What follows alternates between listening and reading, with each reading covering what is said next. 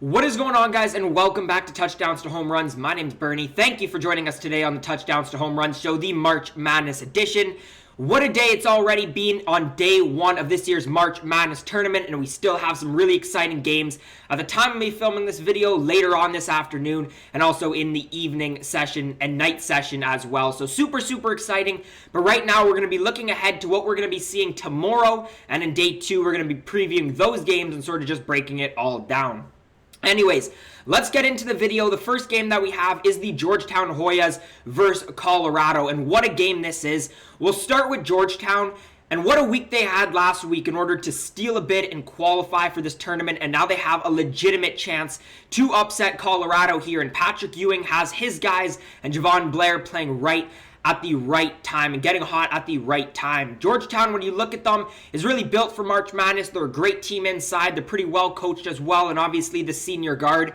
But you look to Colorado on the flip side, and what a year they've had, almost taking home their conference tournament, led by Wright, led by Horn, some really talented guards, forwards as well, and they've done really good against some really quality teams this year.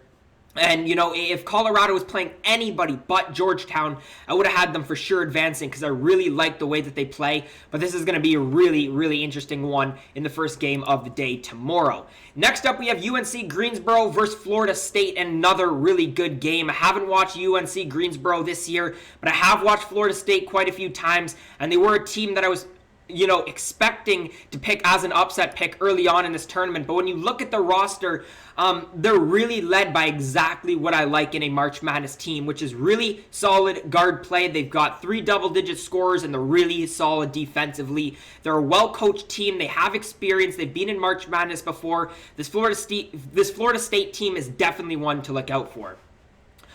Next up, we have Eastern Washington 14 versus number 3 Kansas, and Kansas obviously had to pull out of their conference tournament due to some issues with the pandemic. They should be back to full strength when this game is actually on.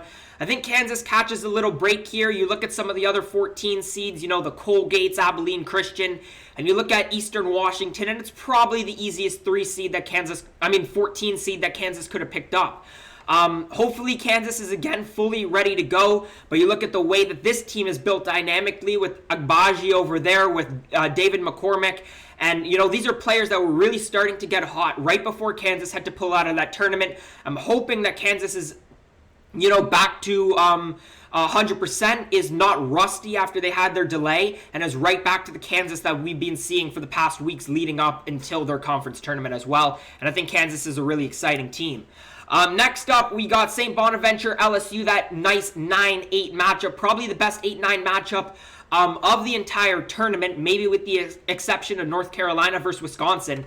But you look at LSU, you got Cam Thomas, obviously Watford over there. You got the best scorer in the SEC in Cam Thomas, and I'm really curious to see what he can do. Obviously, he's a freshman, he's a young player, so never been in this March Madness tournament. What does he do, though, when the big moment hits? We saw him sort of perform really well in that SEC tournament. March Madness, though, is taking it just up another notch. I'm really curious to see what he can do. And then you got St. Bonaventure, probably one of the most underrated teams in the entire tournament. You're looking at 5 double-digit scores, a really good scoring team, and an underrated team in terms of defense. They're led by some really good guards. Their top 4 scorers are actually listed as guards according to ESPN. Look out for St. Bonaventure. This is a really tough matchup in their first round against LSU, but again, a team that could potentially make some damage later on in the tournament if they do get through this one.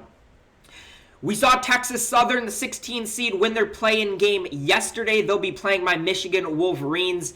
Michigan won't be with Isaiah Livers, which is really unfortunate. But I think Michigan still has more than enough firepower to win not only this game, but possibly, a few more games down the line. And hopefully we make it to a position where Isaiah Livers is able to get back into the lineup for us. But again, Michigan's a really well-coached team. If you don't know who Juwan Howard is, our head coach, he's just done such a fantastic job this year. And we have a good balance of young guys with our Hunter Dickinson, our center, in our starting lineup, but then also a balance of some of our other seniors, Eli Brooks, guys like Mike Smith. Michigan's a really good balanced team. Next up, we have Creighton versus UC Santa Barbara, and what a game this is. And I'm really looking forward to this because obviously, there's big questions around what we're going to be getting from Creighton. You saw their big blowout loss that they had against Georgetown in their conference tournament, and obviously one of the most talented players, I think, in the country, in Marcus Zagorowski. And then you look on the flip side, and I don't know too much about UC Santa Barbara, but they're a pretty good defensive team. I know obviously a lot of people like them as an upset pick, so this is going to be a very watched game, and I think for good reason. I don't know if UC Santa Barbara matches up against Creighton quite as well as Georgetown did, but I know that they're going to need to be really good at rebounding the basketball, really dominate the paint, and push Creighton to the outside and the perimeter similar to Georgetown did. And I think they, are potentially upset prone. Iona, Alabama. Rick Pitino's done a great job over at Iona, but Alabama has had just a fantastic season all year, led by Jaden Shackelford. They have some really talented guards. Herbert Jones over there leads 4 of their 5 team categories in terms of stats-wise. Alabama's such a great team, offensively and defensively. They shoot the 3 ball pretty well. They score the basketball, play defense. Alabama's sort of a sleeper to potentially sneak up into that national championship type conversation, but we'll see what they do tomorrow in their first game of the tournament. 11 Drake versus 6 USC. We saw Drake play in the play-in game against Wichita State. It was an okay game. They didn't play tremendously. They didn't play awful as well, and Wichita State is a decent team who's probably like a number 9 seed until about 2 weeks ago, so a good win in terms of that. I'm big on USC in terms of this tournament. I like the way that they have their height distributed over the roster, and I think that they've done really solid this year in the Pac-12, even though they weren't able to get the job done in the conference tournament. But you look at the way their roster is distributed with, again, a good balance of forwards and obviously Evan Mobley over there, and then some good guard play as well. I really like USC. Next up, we got Iowa, number 2 versus 15 Grand Canyon. Not too much to say in this matchup. Iowa's one of the best teams in the country. I think they're underrated, but you look at one player that can take over a game in this entire March Madness tournament, and that's Luka Garza, the best scorer in Division I basketball. Only being sort of locked up a few times, but other than that, he's pretty much taken over every game this year. Look out for Luka Garza. UConn, Maryland is one of the more interesting games as well. A lot of people like UConn as potentially a sleeper with Boak Knight over there. Obviously, RJ Cole. They're a really solid defensive team as well. And then on the flip side, you get a very good Maryland team that I watched in the Big Ten Conference Tournament against Michigan. You got Eric Ayala, Aaron Wiggins, really, really talented guard play, and I think they're pretty well coached as well. Look out for Maryland and these back-end teams in the Big Ten to potentially make some damage. 13, Ohio versus 4, Virginia. I've covered a few times already on the channel. Obviously, Virginia had trouble in terms of quarantining and had to pull out of their conference tournament as well. But they got Hauser over there, obviously Jay Hoff, such a talented team and one of the best coaches in college basketball. And then you got Jason Preston for Ohio, one of the most underrated players, I think, in this entire March Madness tournament. The best player for Ohio, and I really like teams coming out of the MAC, Ohio being one of those teams. Look out for them with the sleeper. 9 Missouri versus 8 Oklahoma. Unfortunately, Oklahoma had their second leading scorer have to pull out of the first 2 games due to pandemic-related issues. But you look at this Missouri team, and there's really one X factor for them, and that's Jeremiah Tillman. If Jeremiah Tillman in this game is the best player on the court, Missouri will take this game, and that's why I really like Missouri here.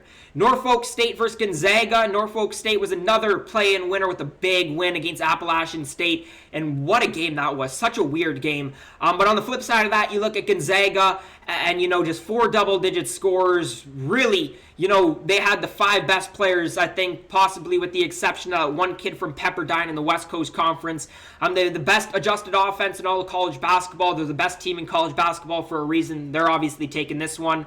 11 UCLA beat Michigan to end up playing the 6th seed BYU team, and I really like this BYU team. I've watched them play a couple times against Gonzaga. They were right in there with Gonzaga until 5 minutes left in the West Coast Conference Tournament. You look at them, 2 senior guards and one of the best forwards in the country, Matt Harms. Look out for BYU.